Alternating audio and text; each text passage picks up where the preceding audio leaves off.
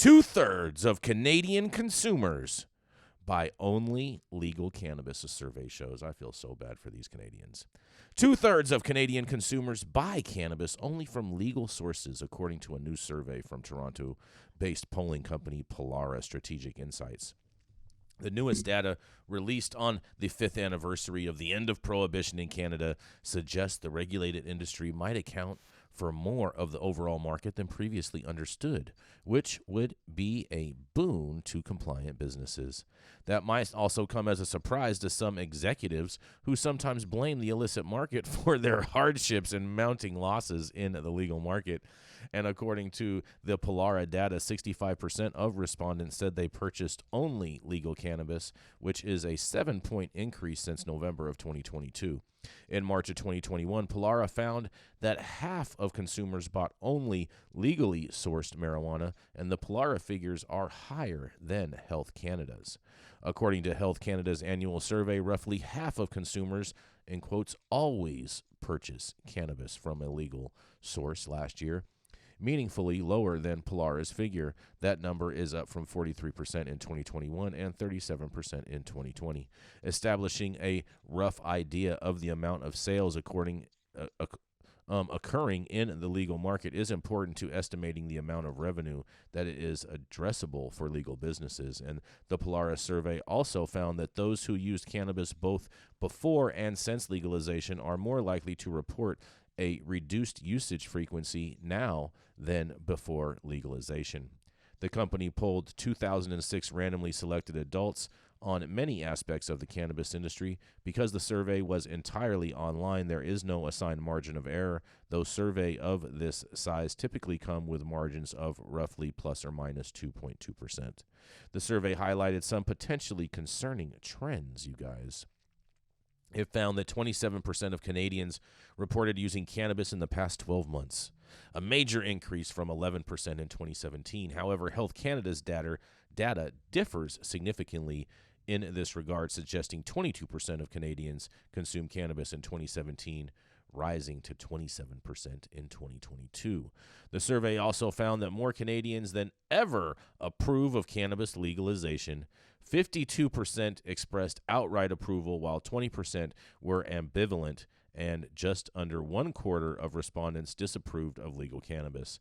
Canada legalized cannabis largely for public health reasons, and potentially of concern of cannabis businesses are some of the public health related findings in the survey. More Canadians believe the overall health of youth was negatively impacted by cannabis legalization, 38%, compared with those who say there was a positive impact, which is 15%.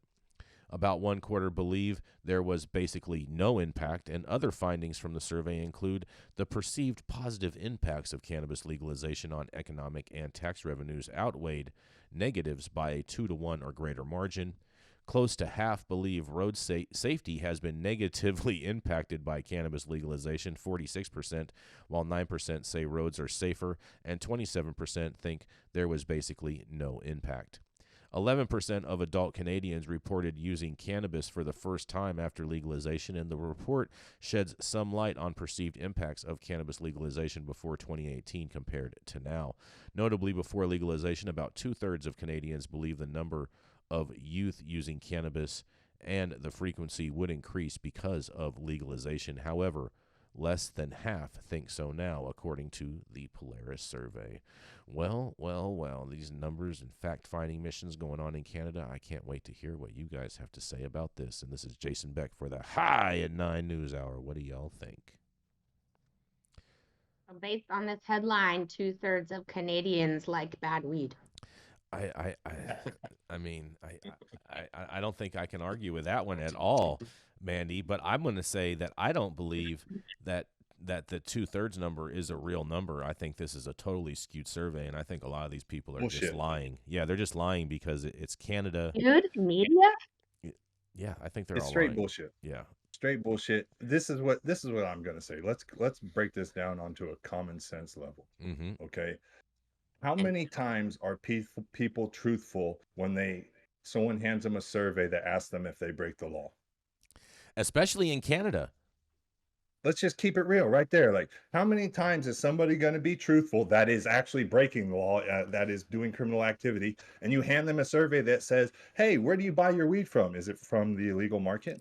It's Like, really like Do you remember when we were in elementary school, Luke, and they would exactly. have the I dare was just going to surveys? say that. Yeah, they had the dare surveys, and they'd be like, "Hey, how many of you guys know what drugs are? How many of you guys know what this is? And how many of you have seen these types of products around in your home?" How many times have you used it in the last 10 days? Exactly. Have you witnessed other of your classmates using it? All of that, all of those good snitching questions. hmm Exactly my point. And it's such BS that we even publish these kind of surveys because they don't reflect anything even remotely accurate. We come on now. There You know, is not two-thirds of that huge market up in Canada buying that trash stuff that even the Canadians will tell us that they don't smoke it. So like, come on, let's keep it real. yes, I agree with you on that, Luke. But I think there is one other aspect to this that I do find it amazing is the fact that the Canadian LPs, basically due to this survey, can't blame the illicit market for their lack of fiscal competence. What? hmm What do you It's think it's about this? always good to it's always good for us to be able to point the finger at the guys who want to blame the other guys, right? Exactly. Because you Yeah. got four pointing back at you. Mm. Every time you pointing at somebody else, when you're pointing at the illicit market because your business model is faulty, there's four pointing back at you of why your business has failed. Mm-hmm. Well, Exactly. what I find interesting is that they've admitted that up to 20% of their population smokes weed on a regular basis. Okay. And when I was 50 years ago, when I was in college, we were taught that if 10% of your population violates some prohibition, you can't enforce it, so you better find a better way to do it. Now Canada's saying, well, 20% of our population smokes weed. Let's not even try to make this illegal. Let's see if we can make it work. And if you stop spending money enforcing and get tax money, you flip the equations here, make it so that it's a net revenue generator rather than a net revenue, negative figure. You're not throwing people in jail. I mean, swag is swag. People will buy swag, and the swag shit from Canada has no comparison to the swag shit we used to smoke back in the day, but it's still swag. Mm-hmm. But importantly, we're beyond the point where we can enforce these prohibition laws now. Nobody even admits that anymore. We can't enforce them. Let's find a better way to do this. And, besides lying in statistics, which they've been doing for as long as they've been taking statistics, this is just a bullshit piece of information, Do, basically. do you think, Dale, that they ever could enforce it even in the first place, even before? Because I'm not of that opinion. Well, no, they never wanted to admit that more people were doing this than they thought or that they wanted to make public. We've Mm-hmm. known for a long time you can't enforce these laws. People want to do this. Basically, drug laws are not enforceable, at least not through the criminal system, Mm-hmm. because you got to have enough cops out there watching people. And, people using drugs is not the biggest issue faced by society today. So, are we going to continue to do this? Are we going to put this in a place where we can try to manage it and get revenue out of it and go after violent criminals and, people like that? I think we all agree they need to be off the streets. Mm-hmm. So, I guess it's progress, but it's begrudging progress.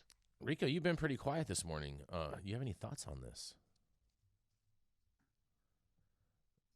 Oh, For some reason, Rico, you cut maybe he out right can't when you hear said us. that. Can you repeat yourself? Rico, can you hear us, Rico? Are you with us? Oh man, oh man, I don't know. Something's going on over there with you. Yeah, you sound terrible, bro. Jeez. What do I sound like? Oh man, it's not good, bro. I don't know what's going on over there. It sounds like you have like What do I sound like now? oh, way better now. Now, there you go. What'd you do? Did you fix it? Did you Okay. fix yourself? I just unplugged my mic, whatever. Oh yeah, perfect, bro. You sound a Unplugged million my times mic. better. I'm just going in straight through the MacBook Pro. All right, there we go. What do you think about this, I Rico? was saying I think this is straight bullshit. I'm right along with you guys, man. Okay. I do not think that these assessments are accurate.